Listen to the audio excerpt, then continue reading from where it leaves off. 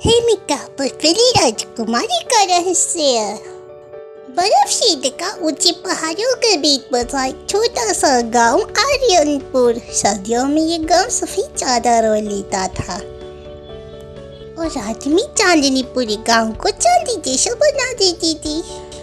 इसी गांव में रहती थी 10 साल की जिज्ञासु कल्पनाशील लड़की अन्वी। उसे सर्दियों बेहद पसंद थी क्योंकि वह हर साल बर्फ से नई नई आकृति बनाती थी। इस बार उसने तय किया वो स्नो डॉल बनाएगी, सबसे सुंदर, सबसे अलग, अद्भुत। जब उसने डॉल बना ली तो उसने उसका नाम हिमिका रखा। जैसे ही उसने उसका नाम लिया अचानक ठंडी हवा का झोंका आया और चांदनी और भी चमक उठी। ऐसा लगा किसी गुड़िया उससे बात कर रही है। वो कल्पना की दुनिया में खो गई। गुड़िया की आंखों में हल्की सी नीली चमक उभरी हुई है। वे चौंकी, पर फिर भी सब सामान्य लग रहा था क्योंकि वो कल्पना की ख्यालों की दुनिया में खोई थी। ऐसा लग रहा था मानो गुड़िया उससे बात कर रही है। फिर वो सो गई जाकर। ठीक रात के 12 बजे अन्वी के खिड़की पे खटखट हुई और डोल बेल बजी। उसने डरते डरते खिड़की खोली। सामने वही स्नो डॉल जीवित खड़ी थी। उसने उसे खिड़की की तरफ से देखा। उसकी आंखें नीली रोशनी से चमक रही थी। उसने बोला, डरो मत अन्वी। फिर मधुर स्वर बोली, तुमने मुझे जीवन दिया है। एक पल के लिए अन्वी की सांसें थम गई। तुम सच में जीवित हो? डॉल बोली, हाँ। अन्वी मुस्कुराई। हिमिका उसे अपने साथ बर्फ राज्य में लेके चली गई और उसने बताया कि उनका राज्य संकट में है, उसे उसकी मदद की आवश्यकता है। हिमिका ने बताया, पहाड़ों के पास गुफाओं के बीच एक जादुई बर्फ राज्य है, हिम राज्य। उस राज्य की ऊर्जा का स्रोत है सूर्य क्रिस्टल, एक अद्भुत रत्न जो ठंड और गर्मी के संतुलन से जीवन बनाए रखता था। पर एक दुष्ट हिमदानव क्रूराग्नि ने उस क्रिस्टल को चुरा लिया था। उसके बिना बर्फ राज्य पिघलने लगा था। तभी अन्वी ने कहा, तो इसमें मैं क्या कर सकती हूँ? हिमिका ने कहा, तुम्हारी कल्पना में जीवन देने की शक्ति है, वे शक्ति हमें बचा सकती है।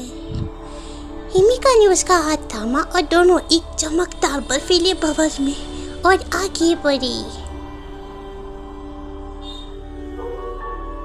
रास्ते में बर्फीले भेड़ियों का झुंड उनके सामने आया। उनकी आंखें लाल थी और वे दानव के वश में थे, क्रूराग्नि के। अन्वी डर गई, पर उसे अपनी शक्तियों का आभास हुआ। उसने जल्दी से बर्फ को इकट्ठा कर एक आकार बनाया पक्षी का। मन में उसे उड़ने की कल्पना की। अचानक वे पक्षी जीवित उठा और उसने दोनों को अपनी पीठ पर जाकर भेड़ियों को भगा दिया। हिम गुफा जो बहुत अंधकारमय थी, जिसके भीतर केवल अंधकार समाया हुआ था। इस समय उस पर केवल एक ही का राज्य था, क्रूराग्नि का, जो सिंहासन पे बैठा था। उसकी आंखें अंगारों जैसी चमक रही थी। उसके हाथों में सूर्य क्रिस्टल दमक रहा था। वहीं दूसरी ओर क्रूराग्नि ने हिमिका और अन्वी को आते हुए आभास लिया था। तभी वो बोला, तो तुम आ ही गई, बेकर जा। अन्वी का दिल तेज धड़कने लगा, पर उसने साहस जुटाया, ये शक्ति तुम्हारे लिए नहीं है, इसे वापस दो।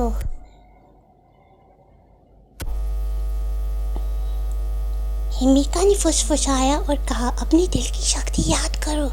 अन्वी ने आंखें बंद की और एक सुंदर दृश्य की कल्पना की, जहाँ सूर्य की किरण बर्फ पर पड़कर इंद्रधनुष बनाती है, जहाँ ठंड और गर्मी संतुलन बनाते हैं। उसके हाथों में चमकीली रोशनी निकली। गुफा की दीवारें कांपने लगी और क्रूराग्नि आग बुझने लगी। ये प्रेम और संतुलन की शक्ति है, अन्वी ने स्वर में कहा। सब कुछ शांत हो गया। फिर संतुलन लौट आया।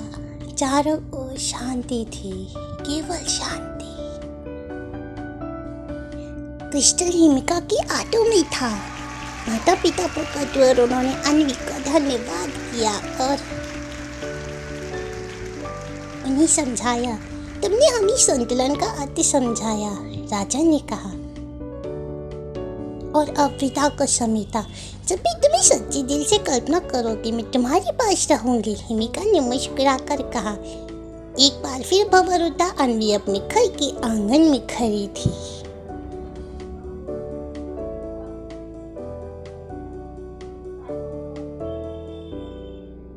फिर एक स्नोडॉल के पास, और वो बेहद खुश थी।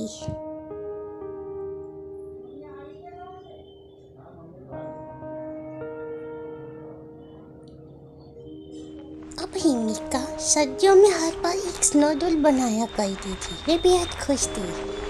और उसके गांव के लोगों ने बताया कि दूसरी दिशा से एक इंद्रधनुष जैसी शक्ति आती है, ना जाने क्या है, किंतु हिमिका का दिल जानता था कि सच्चाई क्या है।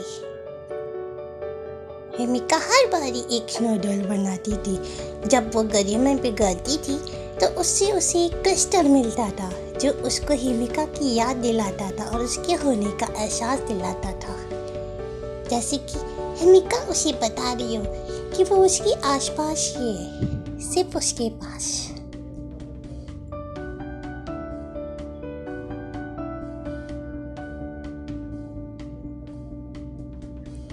तब से हर शादी पूर्णिमा की रात में ठंडी हवा से आज भी घंटियों जैसी मधुर ध्वनि सुनाई देती है। शायद हिमिका आज भी वहीं पे है, और शायद सच्ची कल्पना ही सबसे बड़ा जादू होती है।